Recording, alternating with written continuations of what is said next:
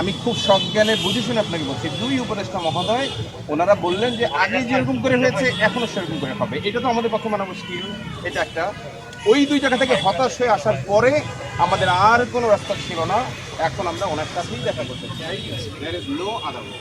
আপনি দেখুন আমাদের যে মহিউদ্দিন ভাই, বর্ষিয়ান মানুষ, দাঁড়াতে পারেন না, ব্যাক পেন আছে, অনেক বড় ব্যবসায়ী, উনি একটু আগে হলফ করে বললেন আমি জীবনে প্রথম রাস্তায়।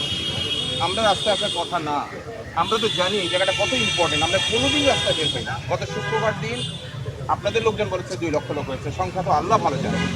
সব জমা পড়ে চলে গেছে, আমি মাস্টার ভাইকে জবান দিয়েছিলাম জমা পড়ে চলে যাবে, জমা পড়ে সাথে সাথে চলে গেছে। একটা লোক আওয়াজ করে নাই, লাঠি উঁচায় নাই, হাতে যে চলার লাঠি উঁচায় নাই, একটা শব্দ করে নাই, একটা মিছিল করে নাই, আমরা মসজিদে জমা পড়েছি, বেরিয়ে চলে গেছি। উনি আমাকে দুবার রিকোয়েস্ট করেছেন যে পার্কের ওই পাশটায় আপনার লোক দিয়ে দেন, কিন্তু শুধু মোহাম্মদ ইউনূস সাহেবের রেসপেক্ট চিন্তা করে আমরা পার্কেও দিতে চাইনি। উনি দুবার ফোন করার পরে তারপর আমরা হিউম্যান ব্যারিকেড দিয়ে ওই পাশে দিয়েছি। আমরা সারা দেশ থেকে কালো পলিথিন নিয়ে এসেছি, আমাদের ময়লাগুলো তো নিয়ে গেছে, রাস্তার ময়লাগুলো সরিয়ে দিয়েছে। আমরা এই মানসিকতা রাখি, এখনও রাখি, কিন্তু কোনো গতি না থেকে আমরা মিস্টার ইউনূসের সাথে কথা না বলে আমরা এই জায়গা ছাড়া আমাদের জন্য প্রবলেম হয়ে স্যার। এই যুক্তি যদি আপনার কাছে অযৌক্তিক মনে হয় আপনি আমাদেরকে বলুন, আমরা পরামর্শ করার সুযোগ আছে।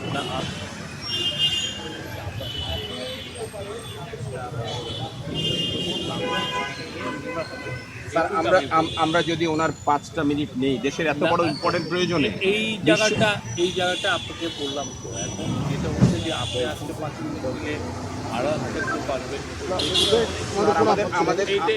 এইটা আপনাদেরকে স্যার আমি একটা যৌক্তিক কথা আপনাকে এই জায়গাটা আমি বলি, আমার না এই জায়গাটা আমরা আমার প্রস্তাবনাটা দেই আপনাকে। আপনি প্রধান উপদেষ্টা মহোদয় কিন্তু দেশের জন্য, তিনি এত বড় গুরুত্বপূর্ণ ইস্যুতে কি 5 মিনিট সময় দিতে পারবেন না? Is that logical? এইটা আপনাকে আমি ওনার হাতে দিব তো। আমি তো আপনাকে বিশ্বাস করছি শতভাগ, এবং আপনার এইটুকু সম্মান আপনার পাওয়া হয়েছে যে আপনি ওখান থেকে হেঁটে আমাদের কাছে এসেছেন কথা শোনার জন্য, আমরা খুব শুকরিয়া জ্ঞাপন করছি। কিন্তু স্যার ধর্ম উপদেষ্টা এবং স্বরাষ্ট্র উপদেষ্টার কথায় হতাশ হওয়ার পরে আমরা মিস্টার ইউনূস ছাড়া আর কারো উপরে কথা বোঝ চাপিয়ে দিতে চাই না। ইনি যদি কনভিন্স হয়, শুনেন আপনার কথা যদি ইনি কনভিন্স হয়, পাবলিক কনভিন্স হবে না।